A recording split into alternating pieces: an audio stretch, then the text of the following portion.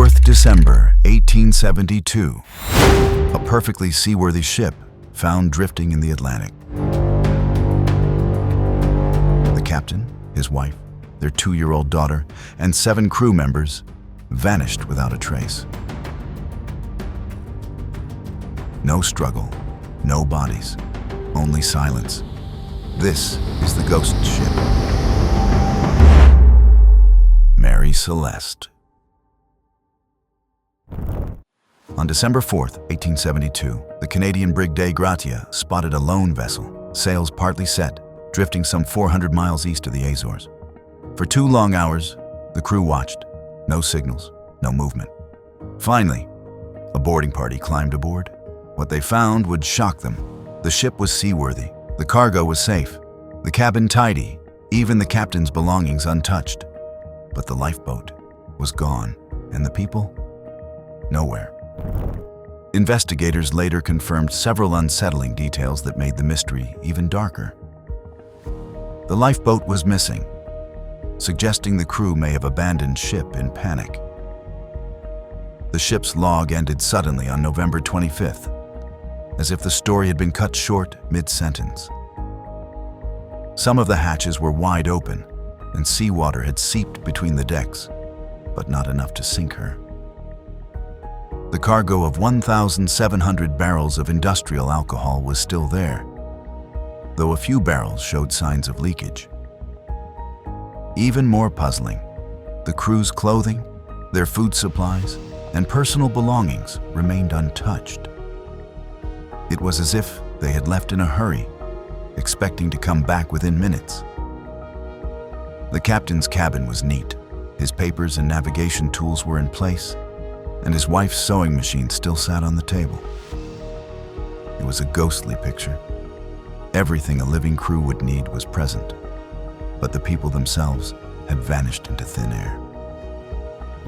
Mary Celeste was constructed in Spencer's Island, Nova Scotia, Canada, in 1861. Joshua Dewis, a shipbuilder, built her, and a group of local businessmen provided the funding. She was a brigantine, 103 feet long, 282 tons, and robustly constructed for trade in the Atlantic.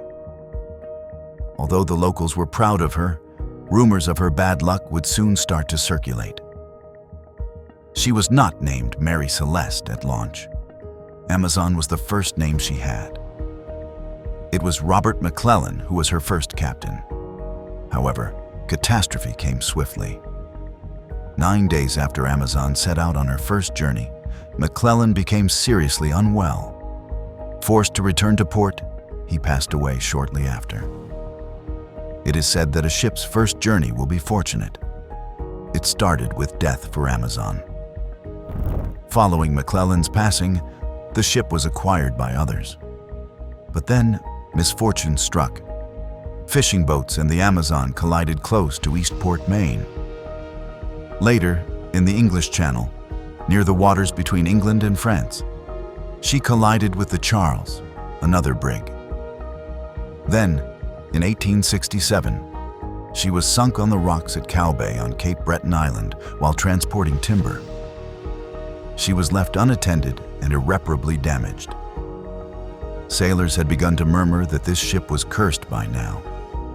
There were too many mishaps, too many deaths. Her very wood and sails appeared to be connected to misfortune.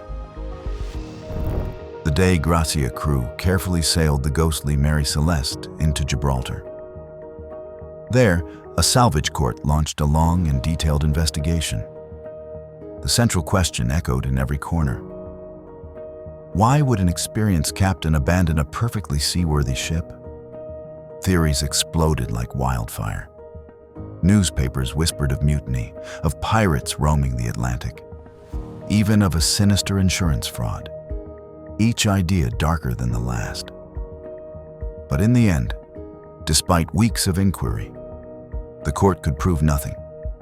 No foul play, no crime, only silence. The salvors were paid, though far less than they expected, and the Mary Celeste was released to duty once again. But now, she carried more than just cargo. she carried a curse, a shadow that would follow her for the rest of her days. So, what really happened? 4 main theories have stood the test of time. Theory 1. Alcohol fumes. Some barrels may have leaked, producing noxious gases. Fearing an explosion, Captain Briggs could have ordered a temporary evacuation. But if so, why did they never return? Theory 2. A storm. The crew might have launched the lifeboat, thinking the ship was in danger. Yet when Dei Gratia found her, the Mary Celeste was stable and seaworthy.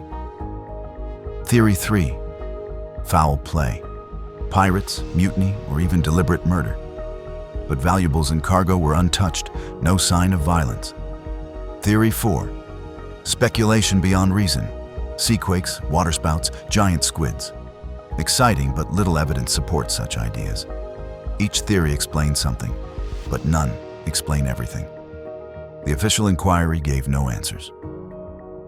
Captain Briggs, his wife, little Sophia, and every crewman vanished forever into history. Their families never learned their fate. For sailors of the time, the Mary Celeste became a name whispered with dread. And so, more than 150 years later, the ghost ship still sails through our imagination. A vessel without her people, drifting on the endless Atlantic. What do you think happened aboard the Mary Celeste? Was it panic, foul play, or something stranger? Tell us in the comments below. And subscribe.